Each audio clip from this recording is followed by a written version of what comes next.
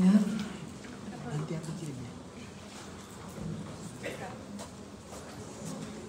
Jadi pagi kita mulai dengan spesies pertama,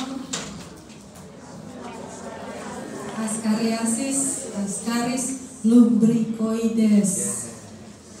Dia cacing gilik, panjangnya bisa 30 cm. Bentuk tubuhnya bulat, ada ruang tubuh, ya, bulat panjang. Gilik artinya ya dia seperti cacing tanah gitu, bulat panjang, bisa sampai 30 cm. Bertelurnya cukup banyak, ya. Paling sering tertelan, ya. Ini masih Nematermintes. Nah ya nih, Nematermin tadi pagi sudah kita ulas. Yang pertama kita belajar adalah Ascaris lumbricoides. Kosmopolit, telur matangnya tertelan. Kalau yang tertelan telur yang bukan yang dibuahi, kira-kira bisa jadi larva dan berkembang jadi cacing nggak? Enggak, karena Tidak dibuahi. Karena tidak dibuahi.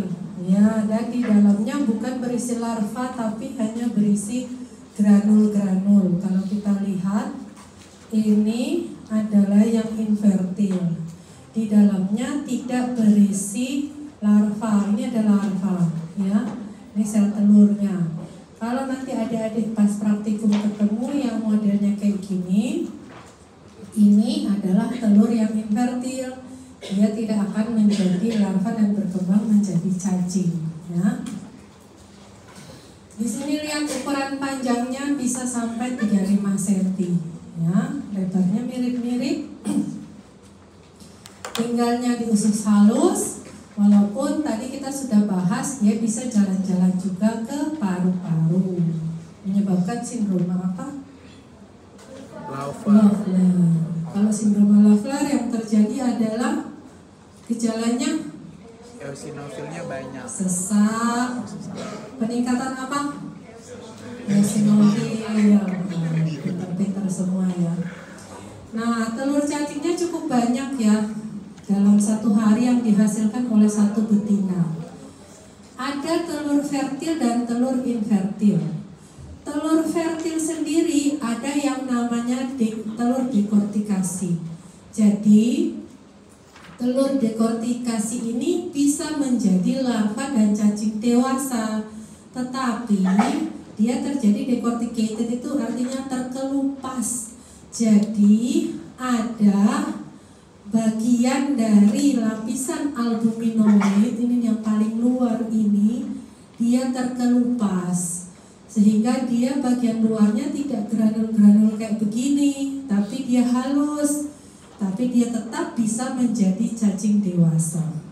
Jadi yang bisa menjadi dewasa itu yang fertil, yang tidak dekortikasi, dan yang dekortikasi. Yang dekortikasi itu ini lapisan albuminoidnya yang paling luar ini terkelupas, ya. Itu. Jadi nih telur dekortikasi bentuk seperti telur fertil tapi kehilangan lapisan albuminoid. Misalnya ketemu, kamu bisa tulis apa ini yang ditunjuk misalnya di mikroskop, ya, telur Ascaris lumbricoides dekortikasi, misalnya kayak gitu. Ini tadi daun hidupnya sudah kita bahas. Nih ya, 35-40 cm, keluar dari hidung, mulut, anus, bisa ya. Nah, ini saya foto di lab parasitologi UGM, ya. Gendut-gendut, ini udah taruh di dalam tabung reaksi. Ya, ini cairannya bisa eter, bisa etanol 96%, bisa formalin, macam-macam. Lama-kelamaan dia bisa menjadi kehitaman karena sudah terlalu lama terendam. Ya. Nah, ini yang telur tidak dibuahi, di dalamnya isinya granula, ya, granula amorf. Ya. Ini yang terkelupas lapisan albuminoidnya. Ini di dalamnya ini masih ada sel telur. Ini yang tidak terkelupas, di dalamnya isinya larva. Ini ada lapisan-lapisannya, albuminoid, kemudian ada glikogen, dia jernih, kemudian ada lipid, kemudian di dalamnya ada sel telurnya. Gejala klinis tadi sudah kita singgung juga. Diagnosisnya kita periksa tinjanya, kita lihat di dalam tinja si pasien itu ada tidak bentukan telurnya. Biasanya pada infeksi asma bersamaan juga dengan infeksi trichuris, trichura dan cacing tambang. Kadang dia bersama-sama ya. Nah ini ya, bisa lewat mulut, hidung, muntah, dan ronsen yang tadi untuk sindrom Löfgren. Ini pengobatannya, lanjut saja. Prognosis baik jika bisa cepat diobati. Yang membuat fatal apabila sudah terjadi sumbatan pada saluran pencernaan, ya itu pasien juga bisa meninggal ya, karena tersumbat di mana-mana di dalam. Jadi pas dikeluarin tuh askarisnya bentuk-bentuk bola gitu, dia sudah saling melingkar satu dan lainnya. Itu bukan kita kasih obat lagi, itu harus dioperasi dan dikeluarkan. Ya. Infeksi tertinggi pada anak-anak karena anak-anak masih sering eksplor, main dengan tanah ya. Kemudian pemakaian jamban yang terkadang kalau di kita di perkotaan di Jogja kan semua rumah pasti punya jamban. Kalau di daerah yang terpencil tidak ada, terkadang dari puskesmas itu memberikan hukuman rumah yang tidak punya jamban itu nanti dikasih bendera hitam di depannya, yang seperti itu ya. Nanti kalau adik-adik PTT, adik-adik bisa lihat tidak semua rumah di daerah-daerah terpencil itu punya toilet karena mungkin sumber untuk airnya itu sulit seperti itu ya. Mereka akhirnya buang kotorannya ya di halaman belakang rumah kayak gitu. Itu kenyataan yang terjadi masih banyak di Indonesia.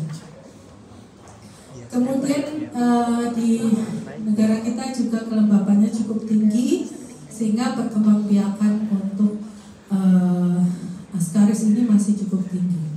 Dan penyakit-penyakit cacing-cacing yang soil transmitted helminth. Ya. Kemudian kita masuk ke hookworm atau cacing kait. Di dalamnya ada Necator americanus, Ankylostoma duodenal, Ankylostoma brasiliensis dan caninum. Yang creeping eruption yang brasiliensis dan caninum ini, kalau yang lainnya lebih ke saluran pencernaan. Tetapi kesamaannya adalah cacing kait atau hookworm ini telurnya sama modelnya. Nanti kalau kita mau lihat ini telurnya spesiesnya apa, kita harus ekstrak DNA-nya, terus kita PCR baru kita bisa tahu ini cacing apa. Itu penelitian saya yang lalu.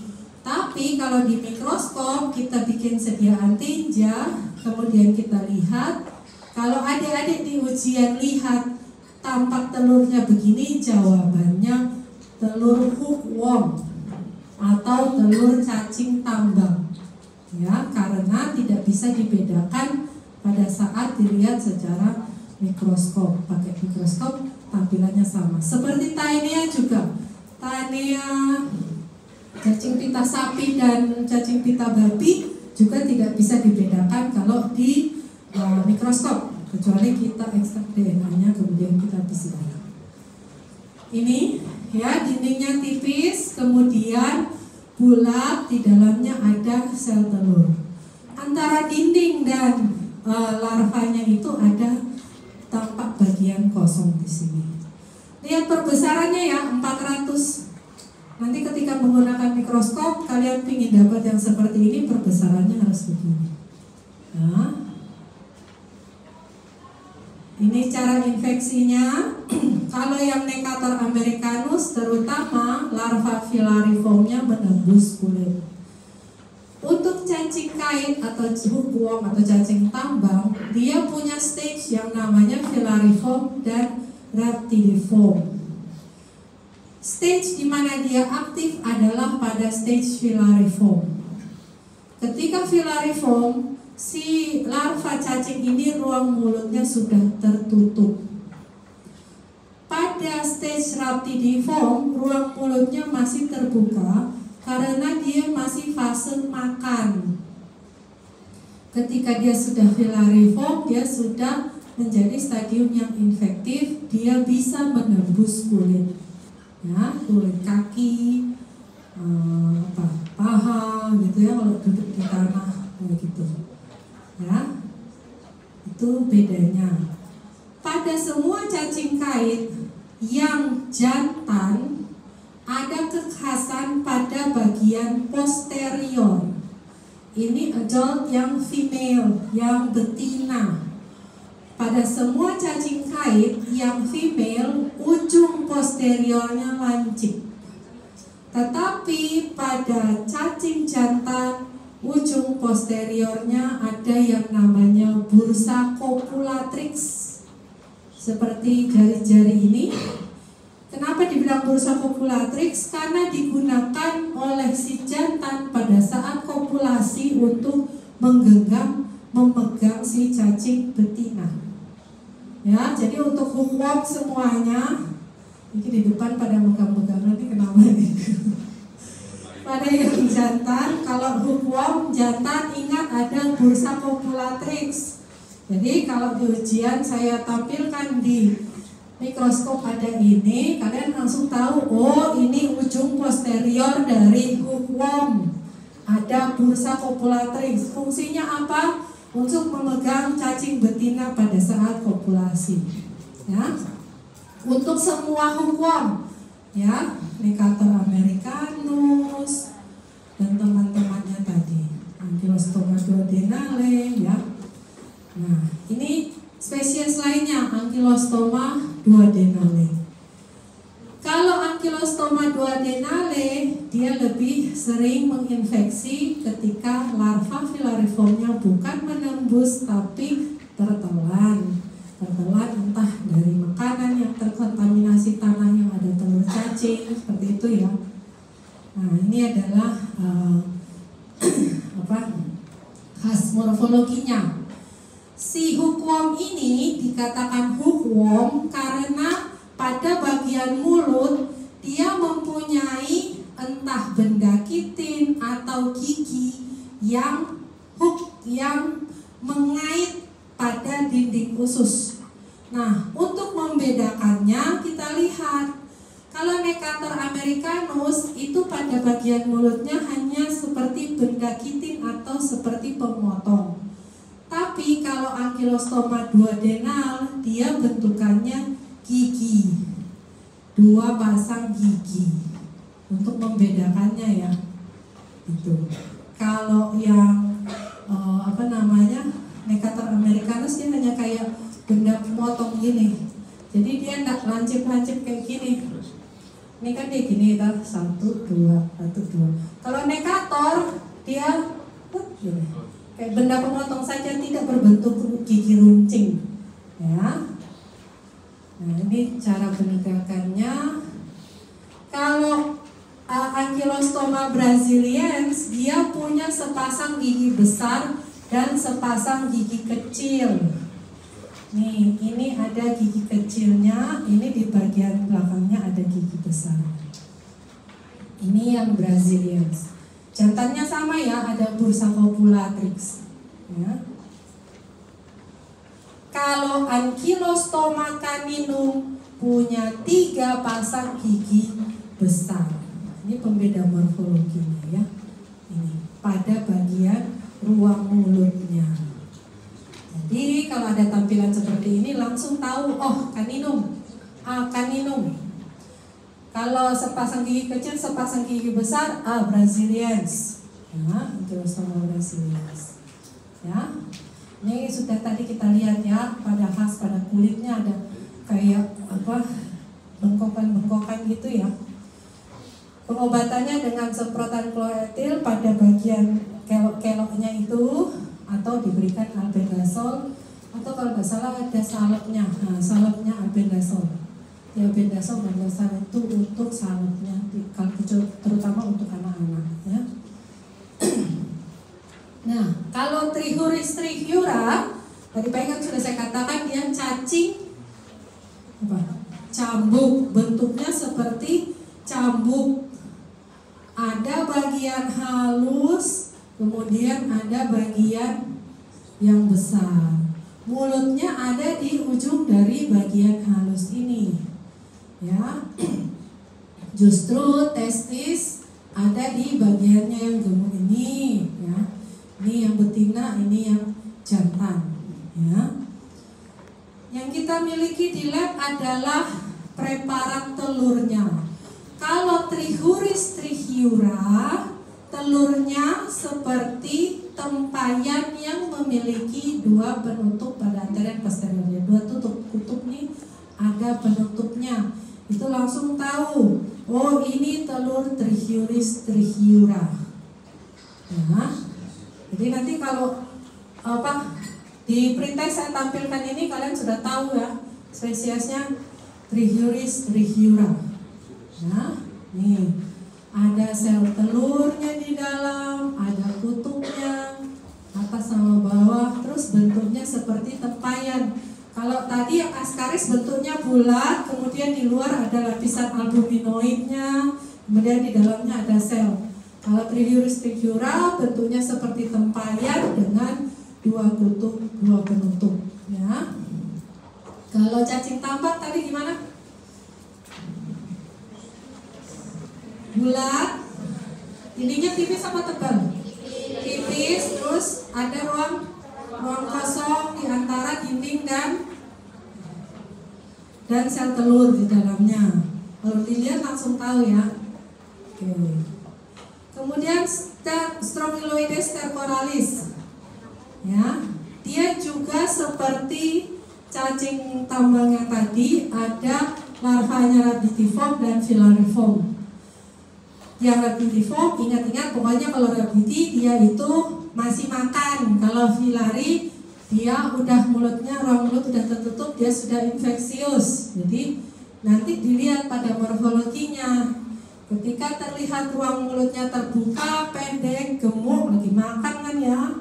Nah itu berarti yang Rabiti. Kalau kurus langsing, itu ruang mulutnya tertutup yang Filari.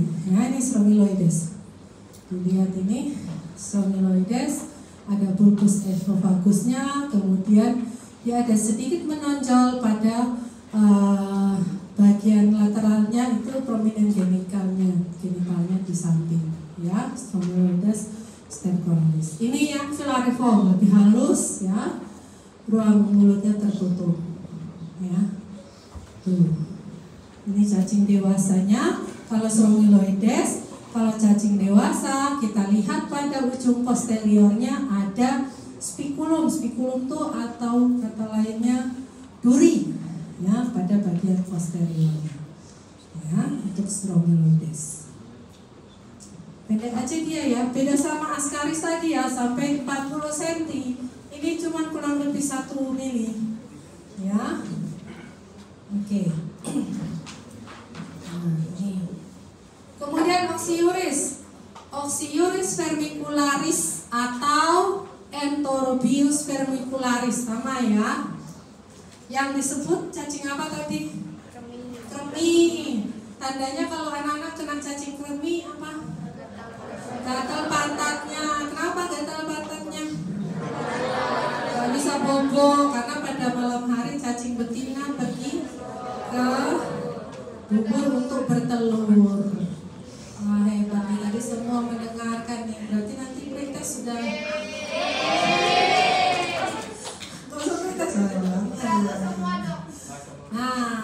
Oxyuris vermicularis atau Enterobius vermicularis. Kalau pretest kamu tulis Enterobius vermicularis boleh, tulis Oxyuris boleh, ya. Tandanya pada bagian kepala ada yang namanya cephalic alley. Cephalic itu kepala, alley itu sayap. Jadi pada cacing jantan dan betinanya, pada bagian kepalanya ini, kalau kalian lihat ini bagian anteriornya ya, ini kepala, ini ada bentukan tipis, halus. Kalau saya besarin, nah ini adalah sayapnya yang ada di bagian anteriornya. ya, cephalic allele, ya, baik jantan maupun betina. Tapi kalau dilihat besarannya, yang betina biasanya lebih besar daripada yang jantannya. Tapi begitu kita lihat ini, kita langsung tahu ini adalah Oxyuris vermicularis atau Enterobius vermicularis. Telurnya bentuknya asimetris. Ini ada preparat kita. Dia tidak bulat seperti telur cacing hookworm ya. Hookworm langsung bulat. Kalau Enterobius dia ada satu bagian yang lebih pipih, kemudian cembung di bagian lainnya. Kemudian kalau kalian lihat hookworm, dindingnya tipis. Kalau Enterobius dindingnya tebal. Jadi dia asimetris, ya. Bening asimetris. Biasanya kan kita ngambilnya, kalau ambil ya pakai tape. Nanti diajarkan untuk yang pemeriksaan tinja dan anal swab itu. Jadi dia tidak ada pewarnaan ya. Langsung kita ambil tape-nya, kita taruh, kita lihat di bawah mikroskop. Kalau masih fresh, di dalam telurnya ini ada larva yang bergerak-gerak, ya. Nah ini telur, ini cacingnya dan ini telurnya, ya. Ini preparat kita ini, ya. Ini asimetris, ya. 5x25 mikron, bentuk lonjong, asimetris, salah satu sisinya datar, yang satunya melengkung, ya. Langsung tahu. Ini sudah tadi. Kemudian ke cestoda. Tadi sudah tentang Taenia saginata dan Taenia solium. Kalau secara morfologi dilihat di bawah mikroskop, dua-duanya ini tidak bisa dibedakan karena dia sama-sama bulat, dinding tebal, struktur linear, kemudian di dalamnya ada kait-kait. Ya, jadi kalau kalian lihat ini, kalian bisa jawab Taenia sp, telur Taenia sp, yaitu bisa saja Taenia saginata atau solium, telurnya. Tapi kalau bentuk kepalanya bisa dibedakan, ya. Untuk yang saginata tadi sudah ya, Cystiscepsis bovis. Untuk larvanya, ya. Untuk kepalanya ya, bisa sampai 12 meter, cacingnya sendiri ya, bisa sampai 12 meter. Kemudian dia ada kepala, ada leher. Kemudian strobila itu yang 1000 sampai 2000 buah. Itu proglotit-proglotitnya itu nanti yang paling ujung ketika dia sudah matang dia bisa terlepas. Ya. Di dalam proglotit itu sudah ada uterus, ya, sudah lengkap ya, ada lubang genitalia, nanti dia bisa berkembang di lingkungan, ya. Kemudian ada kait-kait kepalanya, nih, pada bagian kepala. Ini ada rostelumnya, ujung dari kepalanya, kemudian ada basil isap dan ada kait-kait di bagian kepala.